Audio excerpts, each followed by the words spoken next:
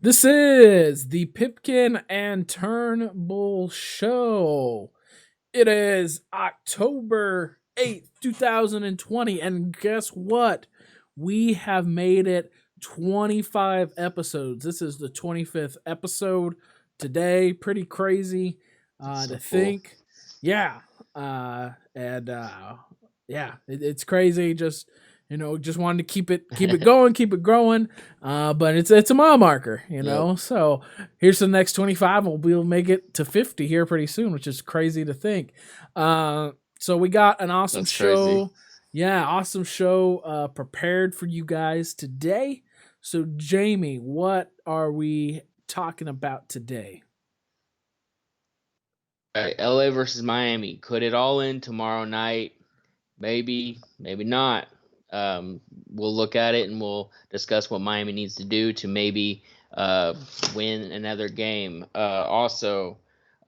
I called it a couple episodes ago. I was talking about how Houston needs to fire Bill O'Brien, and they finally did. Um, so, what will it take to get the Texans back on track? What do they need to do? So we'll dive into that, and then we're going to talk about the best and worst things we saw last weekend, and then preview some matchups that I think are definitely don't miss matchups. So, with that, Caleb, um, Miami, man, they missed some opportunities. I think is went back and watched that game. A lot of missed opportunities, a lot of shots they shouldn't have took. And just I kind of felt overall a lot of sloppy play. I mean, what were your thoughts on that? Yeah, no, I agree. Ah, what's weird is especially in that fourth quarter had many opportunities to I definitely feel win that game. It was definitely winnable. It had felt like this was the Yeah, first time that like we had a complete like game. I think from both sides. In Miami, I mean, they took a lot hmm, of hits and swings that kept coming back, and they've done that this whole entire playoff final series. But really down the stretch of that last yeah, 5 minutes of that fourth quarter, it really came down to a rebounding difference. But typically, when you see a rebound yeah, difference, you think of size, but that's not really what was happening. It was not really blocking out, like looking for your smaller guards to block out. I think Rondo had a couple of big time rebounds, offensive rebounds, a lot of second chance scoring for the yeah. Lakers late there in the fourth quarter, and you can't do that against the Mm, Lakers. They have too much firepower. no, Um, they have too many weapons for you to not rebound properly. I mean, that's really what I saw. yeah, And to me, that's where you could really look back at because it ended up being 96 to 102. That's a small margin of error, but they were big errors, giving that separate opportunity for those rebounds. I felt like AD yeah, especially had an off night. It was an opportunity, and it's still an opportunity for hmm, for it was great having Adebayo back, Kelly Olynyk. They still have this opportunity going into tomorrow to fix some of these things. Uh, I've been thinking that this may be a gentleman's sweep. So most likely that would be in a 4-1 series is what's called a gentleman's sweep. And yeah, yeah, I I still think that it will end up being that because it looked like that hmm, entire Heat team was just exhausted. I mean, because over and over again you yeah, have so many matchups, many pieces that you have to be aware of, and at this point, when Jimmy's on the mm, floor, LeBron's on the floor. If and they had no break. They had no break where Jimmy could be on the yeah, floor without AD or LeBron being on the floor, especially LeBron. And that's and that, yeah, and uh this LeBron has it doesn't look like he's enjoying this. He's just saying this is just business at this point. yeah, That's yeah, just I've never seen him so like unhappy in a finals. I think that was my other perspective as I took it, and so at this point, I guess Yeah. championships are just business, just trying to get it done. And I know, yeah. Uh, I think though that there is an opportunity for a 3-2 series, but they've definitely had Yes. a lot of mistakes in Game Yeah. 4, and that's why ultimately they lost that game. And going into the fourth quarter, I really did feel they had a strong chance to win. At the beginning of that Mm, fourth quarter, Hero hit a couple of big shots, and I thought that would momentum would keep them going. But when you miss rebounds mm, and give a team a second opportunity, you can't do that in the finals. You can't do that. yeah.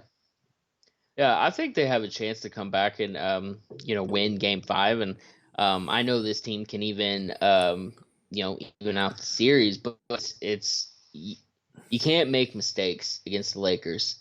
Some teams you can make a lot of mistakes and still squeak out a win. The Lakers, you're gonna make mistakes, but you gotta they can't capitalize on them. And you can't give away points. That's the thing. And I saw so many shots that they just let the Lakers have, and I'm like, I know this defense is better than that, and I so I think it's hard not looking at this as a fan because I'm a Miami Heat fan, but if they can go out and they can play how they did in game 4 or game 3, I think Miami can win this, or they can win tomorrow. But they just have to, the mindset, and they have to basically, like, get the fouls, frustrate the Lakers. I've in the whole bubble, I've watched the Lakers, and when they're frustrated, they make a lot of mistakes. And when LeBron is frustrated, he makes a lot of mistakes. So if you can make them make those mistakes, stupid mistakes, the Miami can win this game. But it's about, don't try to play up to them, because I think the Lakers are a more talented team. But play your ball and hit the threes, get your fouls, and frustrate the Lakers, and I think you can win game 5 and win on. But if you try to play their ball, you're not going to win this game. This series will be over tomorrow. Well, So hitting open threes to me is the key. A lot of times, what I yeah. saw in that fourth quarter was just blatant. Let's just get it up. Like if I got some sort of window, and really they could Hmm. have passed, given it 2 or 3 other passes to get a more wide open shot, and that's what was happening also Yeah. in game 4. And so I agree with you. I think they've got to, and to somehow, um to wear out the Lakers on that end just with passing. Hmm. And they did it a couple of Yeah. they've shown that they are able to do that. Uh, but yeah, like I said, it came down to rebounding and a point that you made. Great shot selection. And it just seemed like they got a little frantic there near the end. And Jimmy, Hmm. and Jimmy's got to carry this team. I mean, he's got to do what Wade did. He's Yes. got to put up at least 30 points, and Hmm. be a consistent distributor. Um, and Hero, I mean, they need Tyler Hero. I mean, they need a big game from Tyler Hmm. Hero. They need consistent threes for him throughout each of the quarters. But my big thing is looking at Miami going into even next season, and not like you were saying. I think they have a good opportunity to win on Friday. I still think, I still think the Lakers win tomorrow. Um, but Hmm. I'm looking at the East for next year, and seeing some of the moves that they could make. Um, and I agree with you. It Hmm. is somewhat important to keep this like cohesion together. And I need to Yeah. look Keep the up. core, Yeah, keep the the young core. core that they've built. But I mean, to me, it's almost I kind of look at Dragic. I loved how Dragic has played throughout this playoff season, but if we are going to have to sacrifice a player, I would say let's Yeah, bring in a couple of younger and somehow maybe bring in another big splash superstar into Miami because you're looking at, you know, yeah, I'm looking at the Brooklyn Nets with Kyrie and Kevin Durant. We'll have them next year. Boston will be back. The Heat are right there yes, in the midst of that. And depending on what Milwaukee does, depending on what Giannis does, I think Milwaukee actually has a good chance, maybe even to re-sign Giannis. But yeah, what's weird is I think if somehow any of these East teams, and maybe it is just through the draft, but somehow you add some sort of superstar talent, especially to Miami. Yeah, they would they hmm could be definitely be back next year. I think, like I said, Brooklyn, full strength, fully healthy, is going to be very difficult to beat in the East, but yeah, because Kev like because I've always whatever you may say about Kevin Durant, he is the scoring machine, unlike any other scoring machine that any team has. yeah. Period. There's shots that They in need a this, bully. yeah, I mean, but or whoever can, like a great defender on Kevin Durant. I don't know, Yeah, but Kevin Durant can hit shots that nobody else in this league can, and that's the fact. yeah, And I'm really this is a great way how they have built this team. They have built this team to add one more piece to it. And I would love to see that yeah, for I would love to see that for the East as a whole, to see if they could get that piece in. hmm Um and kind of yeah, even out the playing field for the East and the West. But Miami, I mean, they have built this core. They need to keep this core intact looking into next year. But seeing if they're hmm any loose, and unfortunately, as well as Dragic has played, I think maybe that would be the opportunity. And once again, I'd have to see where his contract is at. But yeah, it'll I be think it's up after this season. yeah. So yeah, it'll be interesting to see what Miami does tomorrow. I like we both said, I think they have a very good chance of winning. But I really feel like LeBron and the Lakers are ready to kind of end this, kind of be done with it. And Yeah, what's difficult is that I think AD will probably have his biggest game on Friday. And so really it's going to be probably. on Adebayo and Olenek to keep him in check. And yeah, and how much they're going to run ragged Jimmy. So they gotta. What I will say, the Jimmy Caldwell Pope is interesting when they do the switch from LeBron to him. He seems to be able to get more open when they're able to do that. They've got to keep that up. They got to Yeah. keep continuing to do those screen switches to where he can get a different defender other than LeBron on him. Um, up Oh, I agree. next, well, it looks like Jamie called it. It looks like Houston will be moving on from Bill O'Brien, and it is still a surprise to me. And I will still say, and I will keep to mm, my points. Um, how much you invested into Bill O'Brien's plan, um, and now 0-4 after they have been to the playoffs, been in the NFC divisional round, from last year to now being fired as Houston's head coach after going 0-4, after becoming Houston's GM, after getting some draft assets. Very interesting. But as I said from the beginning, uh, I agree with this move. After he gets rid of DeAndre yeah, Hopkins, and after you hear what's been going on with some of the other players, it needed to happen. But I don't I still challenge the owner and whoever is in leadership at Houston. I don't understand. I still don't understand. Yeah. I mean, looking back on my notes, and I don't know if you guys can see this, but at the bottom, I put Eric Bieniemy will be the head coach of the Texans next season, and I signed that September 17th, 2020, and I still stand by that. I think so. To me, this move was always gonna happen. It should have happened a long time ago, honestly. After that meltdown in the playoffs against the Chiefs. So I was surprised he had his job still at this point of the season. And then after just how the offseason there in Houston went, trade away your best wide receiver for a often injured running back and a second round pick.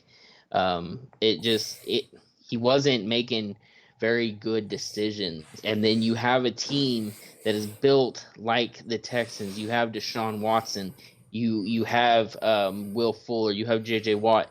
Like I feel so bad for J.J. Watt because that is one of the best defensive players in our lifetime, and his skill set has been wasted away in Houston. And so whoever they get to Romeo Crennel is the intern head coach right now, and as a Chiefs fan, don't hire him. I can say that with you know sure, like, do not hire Romeo Crennel in the offseason. I don't care if he wins out the rest of the season. Do not hire Romeo Crennel in the offseason to be your head coach. Don't do it. It's a bad idea. 2012 for the Chiefs was terrible. Don't do it. But for what the Texans do to get back on track, obviously you have your quarterback. You need to go get a wide receiver, someone that grow with. Um, and you need to get a head coach in there that will take that team, pun intended, by the horns and completely um, just lead them. I think they lost trust in Man, Bill I O'Brien, am. the way they were I playing, the hear. way. Yeah, Uh, I'm like. Before we get like, sorry for interrupting, but man, I'm just sitting here still fuming, man.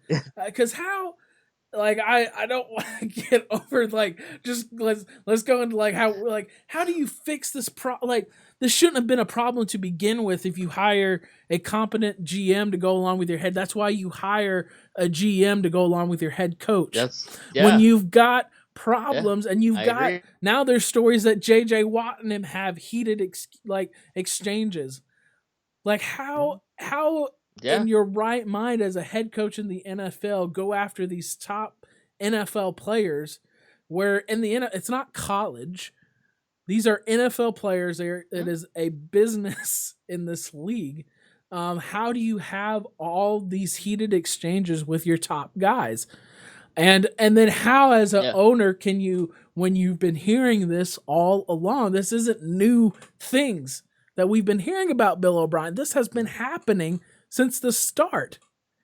And then you go ahead Yeah, and make him GM of the Houston Texans and then as well as yeah. coaching them. You cannot do that. Like and now Nope. DeAndre is over in Arizona where they're still figuring out like how do we put all this talent to get it blows my mind that this happened to this team who is on the upswing. They weren't on the day we're Yeah. in the AFC divisional round and they had a lead on Hmm. the Kansas City Chiefs. They look like they could even Yeah. pull that win out and possibly even be going on to the Mhm. Super Bowl. So how do you totally wreck Yeah. this team to an 0-4 start and then just you if I was like I sound like I'm a Houston fan and I would be horrified to be a Houston fan right now. These all these Yeah, definitely. decisions are horrible. And if I was Eric Bieniemy, I would not want anything to do with Houston. Like I know he'll be maybe offered, and Eric Bieniemy may like definitely Mhm. not may, but he does deserve a head coaching job somewhere. But I mean, I and agree. maybe it's a cult. I don't understand, but please continue, Jamie. I just had to get that out. I had to get that out, bro, because I still, No, you're good. I don't see You're how you good. invest so much into a guy and you've given up on it now. Like that, like this was foreseen from the beginning, and that's what I don't understand. Anyways, go on. Yeah. Well, I mean, what does the NFL stand for, man? Not for long, and this is a results driven league, and he was not delivering those results.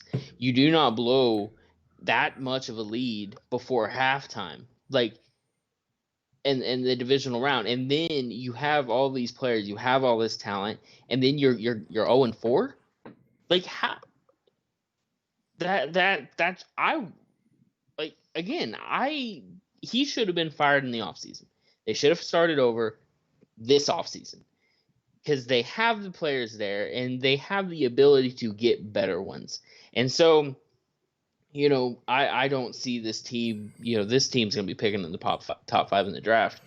I you're going to have some questions because you can go out and get a good wide receiver in free agency where you can draft one. You need to protect Deshaun Watson. Like, that needs to be priority number one. But whoever's going to inherit this team has a monumental task ahead of them, to righting this ship. Because, again, the players are there, but I think it came down to leadership. And I think they lost trust in Bill O'Brien in the divisional round, and he never gained that back. So Yeah. I want whoever's to. going to get this team has a task ahead of them. I wouldn't say players. I would say they have a player, and that's Deshaun Watson. Yeah. Everything else is aged guys on most teams that may be third string wide receivers, possibly second string, are now starting for this team.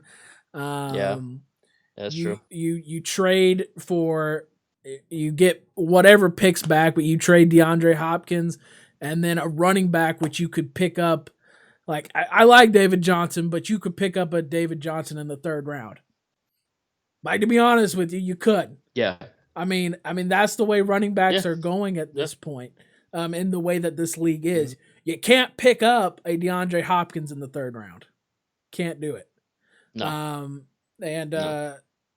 You'd be I hard tasked to find a DeAndre Hopkins in the first the round, the honestly. I don't see even So JJ Watt.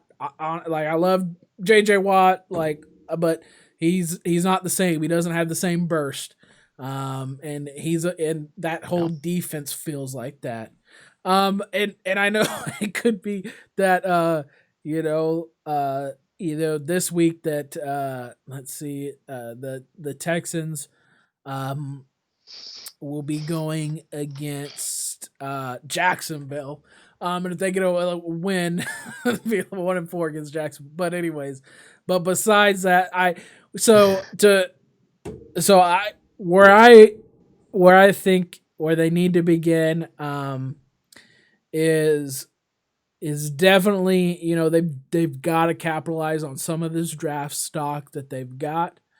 They Mm-hmm. need to look at getting, finishing up pieces on this Houston line. I still think Deshaun is run around, gets huge hits against him. Almost, it feels like almost every Yep. game. So you need to maybe shore up that offensive line.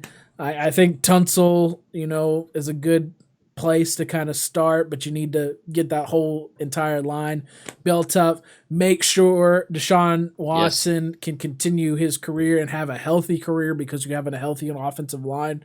Andrew Luck is the biggest case study for Mm-hmm. that. Andrew Luck should still be playing in this league, but the Colts did not invest in an offensive line for him. So all these teams look at that and Yep. be like, we need to invest into our offensive line so that our stars are not retiring in like 9 to I don't even know how many years Andrew Luck. It may have been fewer than 9. We'd have to look that up. But we need to look at those It case was 7 or studies. 8. Yeah, we need to look at these case studies to make sure that our franchise doesn't have to end their career early just because we didn't invest in an offensive line. So that's where I would say they first look at. You've got David Johnson. decent back. You've got that scratched off. You're good there, and then you've got to get their defense younger, um, and Mm-hmm. uh, and possibly a big. I don't. Last year, if you were gonna, last year was the year if you wanted a wide receiver to get a wide receiver. You don't have that kind of group. Yes. Besides, I'm gonna go back to being an Alabama fanboy, unless you can get Jalen Waddle in the first round. Besides that, about some fast wide receivers out there with some decent hands. But Jalen Yeah. Waddle is your special wide. So if you can get a guy like that on your team, then you go after that. Mm. But shore up that offensive line. You start in the trenches. I mean, I think great organizations start Yes. in the trenches. It's paid off for Kansas City. Credit to the Browns. I got to give a little bit of the credit. The Browns, their old line looked really good against Dallas. Whatever else you may say about Mm. their team, they're investing in that O line, and maybe just Baker Mayfield should have no excuse with that kind of O line play that they have. But you invest in that first. You build on the trenches, get this defense younger, and that's where I would start. And I think you can find value in skill players late in rounds. You just have to be good at at the at looking at their intangibles, how they fit in your team, how they fit in your scheme, and that's what makes Pittsburgh so good at drafting wide receivers. If they draft the scheme, they Yeah. draft the asset to their playbook, not necessarily look for every intangible. They look what is a Pittsburgh wide receiver. That's why I feel like they've been so successful at it. Like what tools do they bring to make our scheme successful? So they've got to look at players Yeah. like that. And in a way, I think the Chiefs also do that. I think that's why you Yeah. see all these players like Hilaire. To be honest, Mm. I'm still looking for some breakouts for Hilaire, but he works extremely well in Andy Reid's system, and so I think it's Yes. smart on teams to start looking at their players in the draft in that sense, because in the past I felt like they they wanted the best superior skill player and then we'll just fit them in, and I like how teams are Yeah. really thinking through, well, that in particular skill player will never work with our system, and so that's why I think you see Mm-hmm. more successful um, team building from there. And so that's what I feel like Houston needs to do. And I haven't been really invested in the search, but for their head coach, and so uh, but they need to they need to start even figuring out their head coach for the future and what type of things that they would bring to the table. But Houston's Yeah. got some work. They've got good Mm. makings. When I feel like Deshaun is their guy, I feel like Deshaun Watson is a very undervalued guy. I think he does so much for that I offense agree. that keeps them in the game. And so Mm. you got to protect that. And I think as an organization, that's where you start with that, is protecting Mm. Deshaun Watson. Yeah, I would agree. Yeah.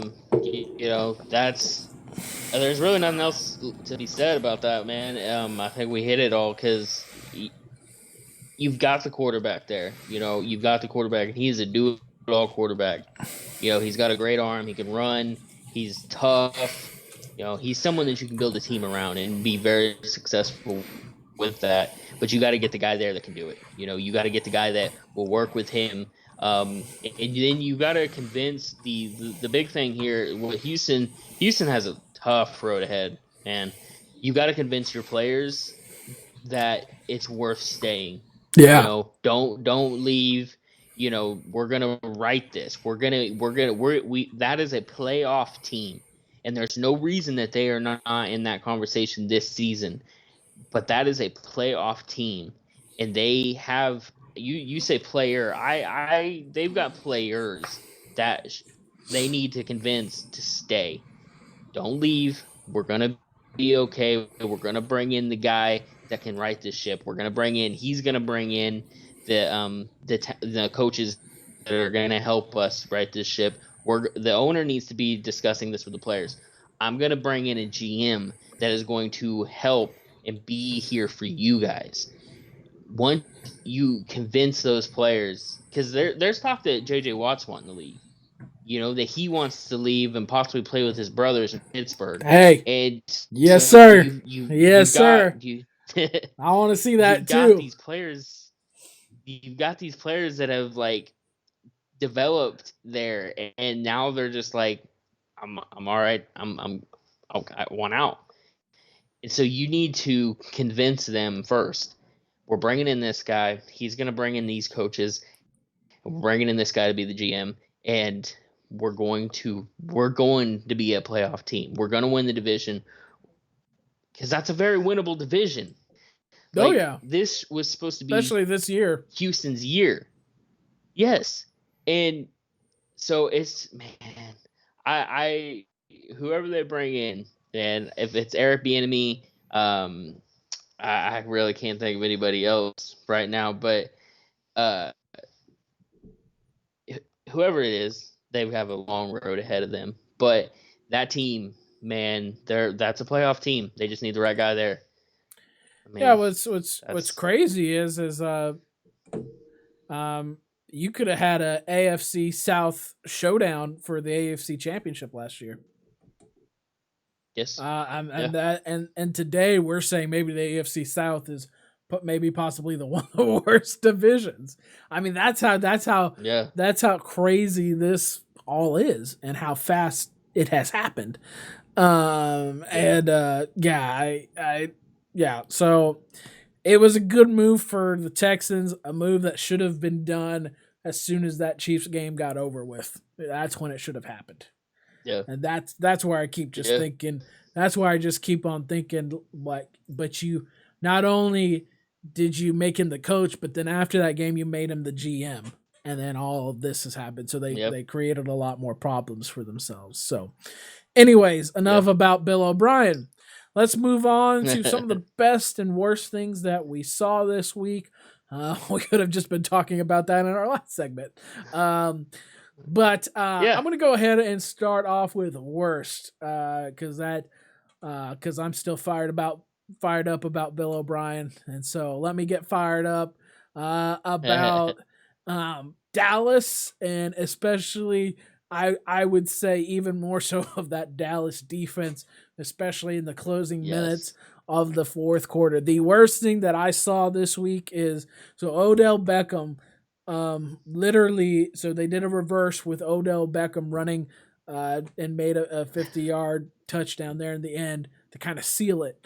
Um, Mhm. but he traversed probably another good 10 yards, about 10 to 15 yards almost, before he turned it upfield and ran Yeah. for a touchdown. And you rewatch that and you see how many blown pursuits were on him and blown opportunities Yeah. just to push Odell out of bounds. You don't even have to make a tackle. You just have to just push the guy out of bounds.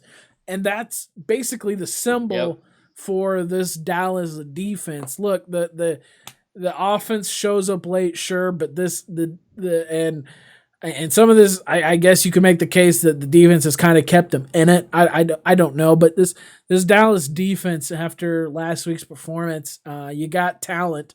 Um, to me, all over the place. You got talented guys all over that defense, and so this is why I feel like I'm never much of a Jerry Jones apologist, but this is part of the reason Jerry doesn't want to pay these guys. Like Yeah. Jerry sees like my coaching staff, my players, they haven't shown me any reason why I should keep paying you. Um, Yeah. and the treat like I think I mean like treatment. What I mean I feel like if you go to Dallas that you are one of the most spoiled players. Like because I mean whatever you may say that I mean Jerry takes care of his players. And you could ask Yeah. any former Cowboy, whatever you may think about Jerry Jones, he takes care of his guys beyond just the salary. You look at the facilities, everything else that they get. Like Mhm. I feel like I see almost a spoiled team. It's so that they've got it really really good at that. Yeah, Um, but I first look I at would that. agree. I look at that deep like eventually players on that team have to realize that there are great players being played. There are not great, I would say talented players being paid on that team, and you have got to show why you belong at Dallas and belong to keep playing for this man who keeps paying these talented guys and not showing up. Mm. Yeah. And but I once again I go back to that defense, and that's that could be here whatever you may say, but I mean that defense, especially their last closing minutes, they really need to check at where they're all at, and this Hmm. team has got to start fire. They have got to play 4 quarters. They have to finish a game, because you know what the funniest Hmm. thing is right now. You know who the division leader is now for the NFC East. It's actually A one Philadelphia. zero and one Philly. Yeah, Yeah. 1-0-1 Philly is now the division leader for the NFC East. And so I said the AFC South, but it's neck and neck with the NFC East. And that's crazy to me. Yeah. There is You think about the history, the legacy of the NFL, and Washington, Giants, uh, Dallas, and Philadelphia.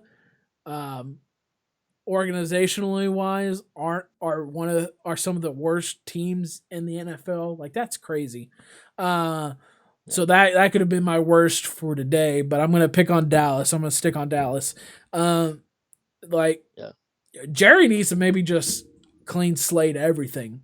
Like I Yeah. because I don't know where this turnaround is, because like I see Dak, I think he's a pretty good quarterback. I see Zeke, pretty great run, but it just is it's just it's like this culture of just we want to get paid, we deserve, we're one of the best, but you aren't winning.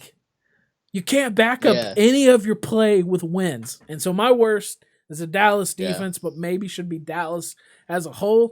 And Jerry, maybe you should stop paying these guys.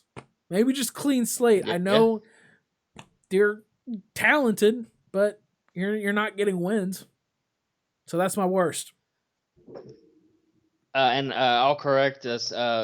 Eagles are leading that division with a 1-2-1, not one One, zero and yeah, one. So it's one, actually two, and worse. one. Uh, Yeah, yeah, yeah, yeah. that's the NFC East division leader right there.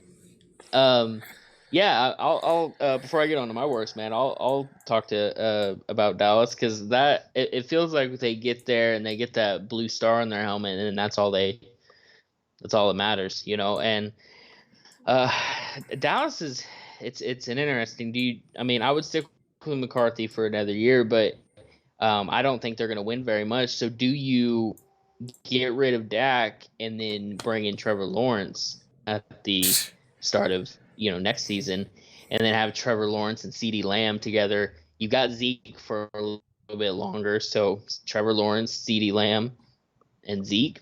Do you roll with that and see what you got? But for my worst, I'm gonna go with it, it's still funny because they won by 2 scores, but I'm gonna say the Chiefs were my worst of last weekend, because they seemed sluggish the whole game. They were missing wide open shots. Mahomes was missing a lot of wide open shots. They just kind of seemed like they didn't open the playbook all the way. And I kind of think the impression I got was that they kind of thought that they were just going to roll over this Patriots team.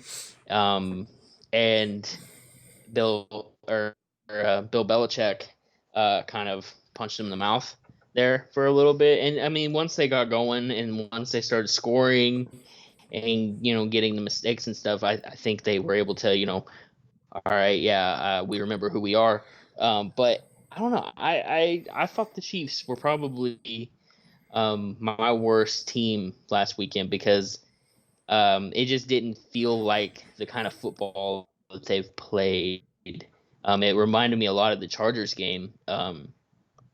a couple weeks ago was where they just didn't they weren't all there, I guess, mentally, just kind of halving it and just playing well enough to win, but not playing to their standards. Mm. And again, it's crazy to say that a team that won by 2 scores, is my worst performance of last week. But yeah, it just I'm gonna be interested to see this Sunday, if they're able to play the Raiders. I'm gonna because after the Chargers game, we saw a pretty good bounce back with the Baltimore game.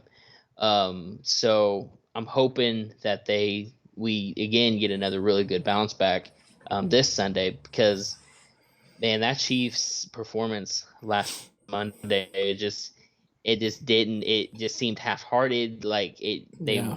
were just kind of ready for it to be over. And and they still put up good numbers, and the defense got like 3 or 4 turnovers, but I don't know, I just saw a lot of mistakes that they usually don't make, and they were making them a lot. Mahomes threw should have had 2 interceptions for sure, and then that one where he got sacked should have been an interception or a fumble. That's just mistakes that he doesn't make, and so Yeah. uh, that was my worst. I mean, I just Yeah, I know. not even looking at it It as a makes me fan, it but makes me chuckle a little bit because now you understand what I have to go through as an Alabama fan when they don't beat them enough by 4 or 5 touchdowns. Now you get what I'm saying, man. That's how I'm I get like with it. Alabama. Yeah, I'm like, man, you didn't beat them by like five. Man, you only won by like 2 touchdowns. You should be ashamed of yourselves. You should be ashamed to yeah, be an yeah, Alabama fan, man. No, but here's I I want to I kind of saw it there. You know what I was. I mean, even with the lack of Cam Newton, that defense played extremely well. They seem to increasingly mm-hmm, get better, which is a great sign for the Chiefs. I just feel like mm-hmm, sometimes with the Chiefs offense, I don't know if they're just trying to get it down deep too much, if they're trying to, but it feels like every other week Andy is creative, and then some weeks they're not. Like they're kind of yeah, sputter. And it seems like yep, it's like every other week that they, because like that Baltimore game, flawless offensive play calling, flawless. It yeah, really was. yeah. This week against New England, it doesn't seem like they kind of just. It It, felt very like it was really generic, yes, yeah. just like And yeah, so it just very so it's vanilla and just kind of maybe basic. and that's what's great about Belichick is that's why he's probably going to be probably is the best coach ever. Is that Yeah, you think that they're going to play it one way, and he I think what New England did was, this is our strength. We're not going to throw a bunch of things at you. You try to beat us at our mm, strength, and let's play.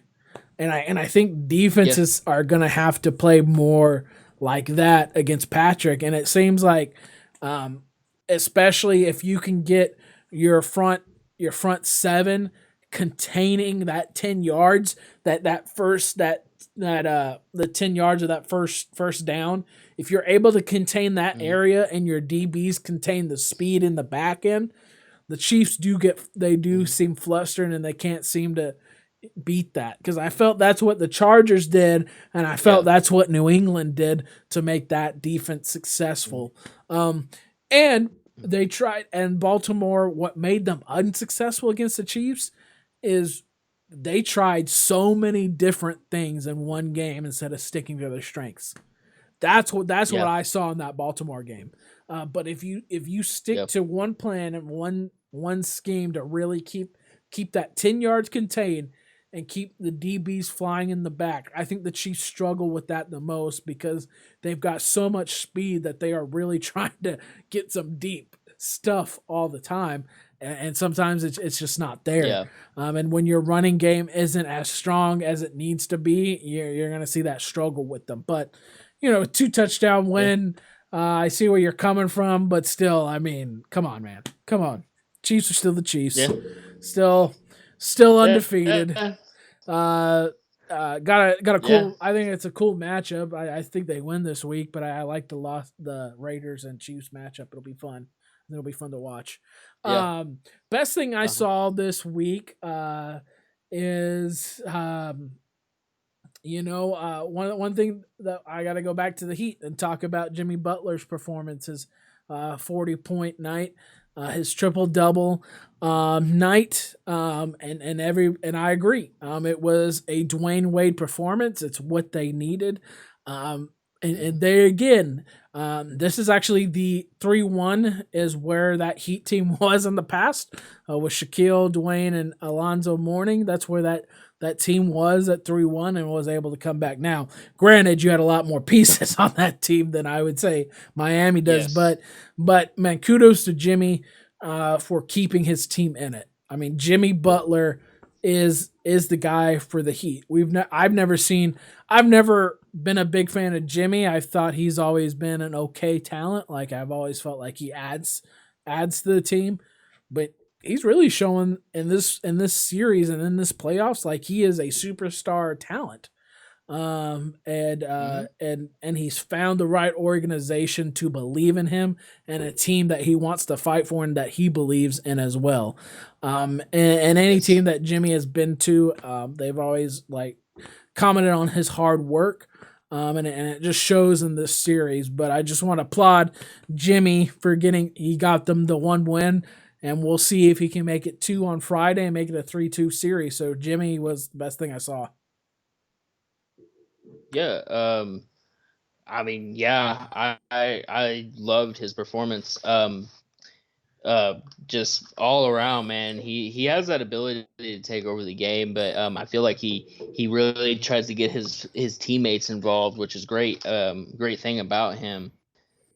But the best thing I saw, I actually had a hard time finding the best thing I saw this last weekend. So I just went to my pettiness. I don't like OU. I don't like Oklahoma. I think it's because they are considered a rival to the Hurricanes. We've had some pretty heated matchups. So I picked OU losing to Iowa State as my best thing that I saw because this is the 18th ranked team in NCAA versus a decent Iowa State Cyclones team. They're 2-1, 2-0 in their conference. But anytime Oklahoma loses, it's just a good day. I again, I think it's because I'm a Heat or a Hurricane fan, and I just don't like OU.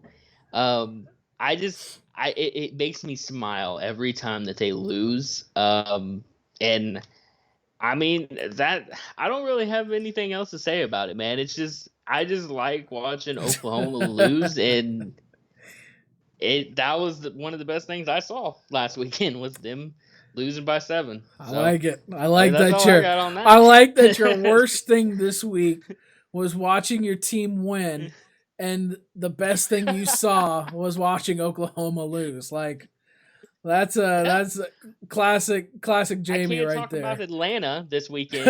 I mean, Again, Atlanta's been back to my back. thing the last 2 weeks, Yeah, but you could we have, knew I they were going to guess. lose to the Packers. That's So, hilarious. but That's funny. yeah, Yeah, no, look. that's what I got. I mean, it just shows. I mean, it. You can't just automatically like give a Heisman to the Oklahoma quarterback. I mean, that's what they were trying to do this year Yeah. again. And so, yeah, look, I'm not an Oklahoma fan either, but it just shows you like you it's just not any quarterback can go in there and be a Heisman quarterback for Oklahoma. And so Yep. like I said, Yep. I'm a Jalen Hurts fanboy. I mean, that's why I Mm, you need talent behind that, and I yep. I would and agree. so yeah, so it amazes me like you that they've lost twice now. So yeah, Hmm. so I Yep. love it. I love it. Some big matchups to think about this week. Starting with the NFL, and we'll move into college. Um, one of the matchups is I think tonight is actually pretty interesting with Brady and Foles, with the Mm-hmm. Bear team in Yep. Tampa Bay. What's going to be hard for Tampa Bay is Brady did, and I was thinking about maybe even make one of the best performances, just with the age and everything. But what's going to make it very difficult for them is they have a lot of injuries and they lost OJ Howard. So this offense, their Yes. talent and their skill players just being taken all apart, hardly any Mm-hmm. defied. Like Ronald Jones Yeah. and Gronk are your best players now, but so that's what's going to Yeah. make it interesting. But this Tampa Bay defense, I love their defense. I think they're for real, and I want to keep seeing them increasingly get better. It'll be interesting to see what Mm. Chicago team we get. We'll see what Foles is able to do against Brady tonight. That's one matchup I would say to look out for. Any other matchups stand out to you, Jamie? Um, Chiefs Raiders. I kind of talked on it a little bit when I was talking about how the Chiefs are my worst thing. But this is a rivalry that goes back to 1960. It's always a good game. It's always a hard hitting game. It's you always get the best out of each other when it comes to these two teams, and so I would suggest Chiefs Raiders as being a must watch for this weekend. Um, you know, another game that I would consider if you're not doing anything Saturday at 11, watch Virginia Tech and North Carolina. This is the number 19 Virginia Tech and number 8 North Carolina. It's a good ACC matchup. I would definitely consider checking out. I think it's going to be a good game that could be decided by a field goal. Um, yeah, anything else? Oh, I got something else.